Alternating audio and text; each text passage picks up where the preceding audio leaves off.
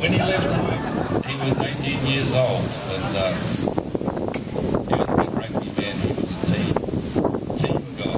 He fucking loved team sport. He liked being part of the team. He played the rugby really hard, but anyway, he goes for rugby training. Sunday. Who knew what he was up to? They come home one Sunday night, the old man read him everybody's probably heard it before. It's not a hotel, your mother is not a mate. Well, anyway, went off for a while, spent the day, and we used to sleep by the window inside the window. And the argument got bedroom, and next minute Dave went through the window. The old man had picked them up and tried to clean through the fucking window. And that's how Dave came to leave the family household. I still remember that. I don't know why I must be traumatized.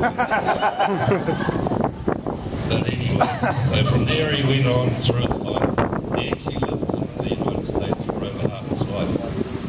He didn't make 61, but he'd been here for over 30 years. He first came to America in, I think it's 1978.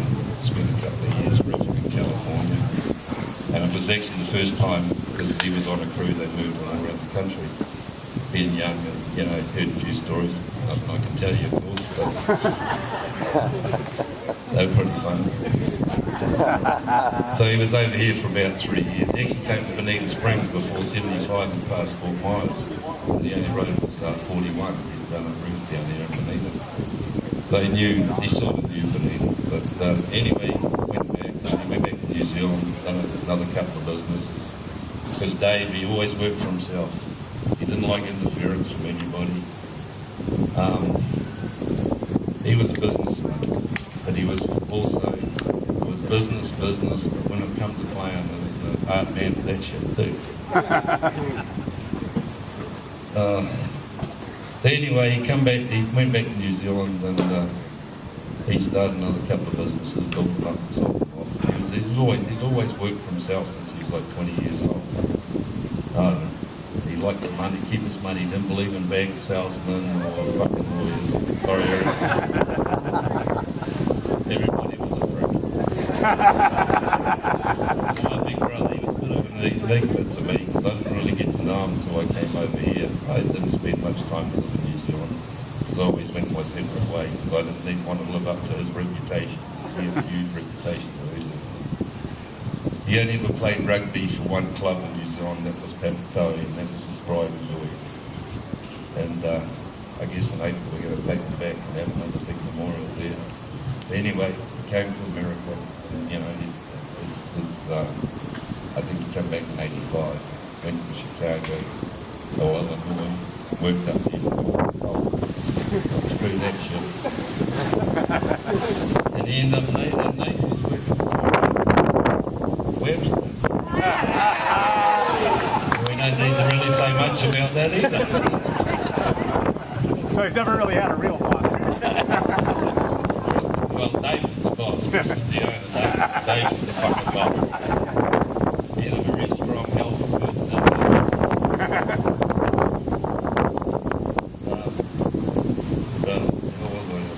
Anyway, I came over and worked for him, started working for him in 87, and that's how I really got to know my brother, travelling around the States.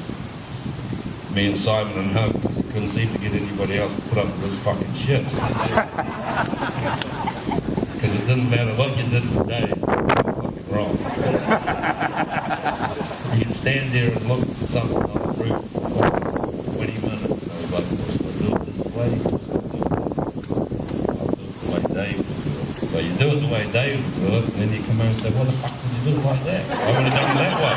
Versus the other one you wanted to do. That's the way Dave was. Like everybody said, I don't know, he was blunt.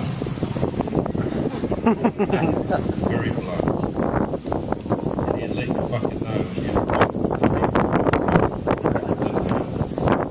It didn't matter, he was the equal opportunity discriminator against everybody.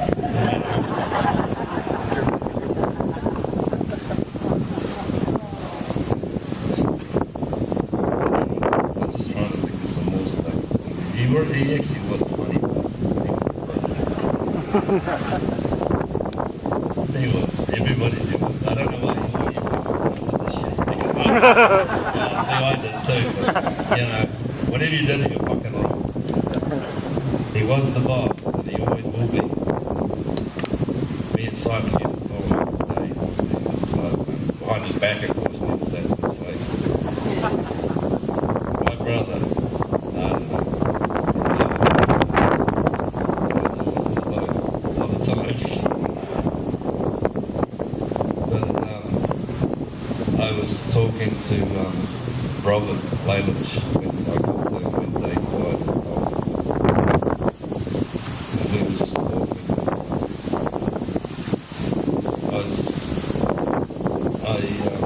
I knew he knew a lot of people, but then I started talking about he knows so many people.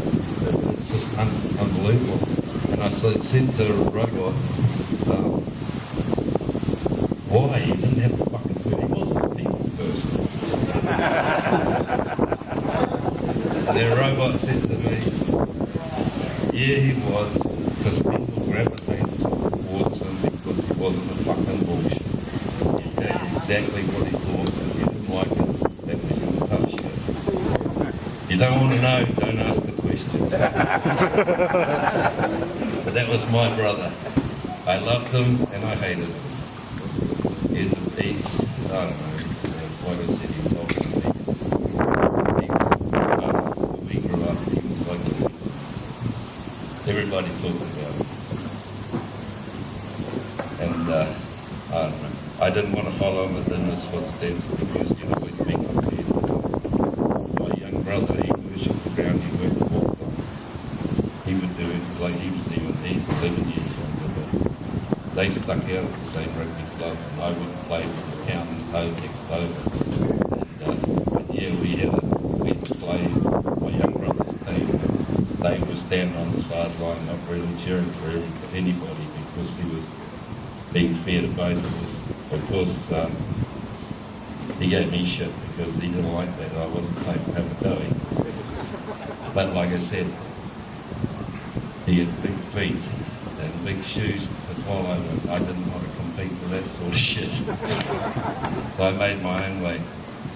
But anyway, that's about it. That's all I got to say. My brother, I don't know, it'll probably change, but as far as I'm concerned, he's a vacation. He went home. Because he used to do that quite a lot. And you never hear from him. We weren't great at communicating, even we only lived 10 miles apart. Like over that 3 weeks ago, talking to each other. But, you know, after a while, you know, family is family. But anyway, I got a card from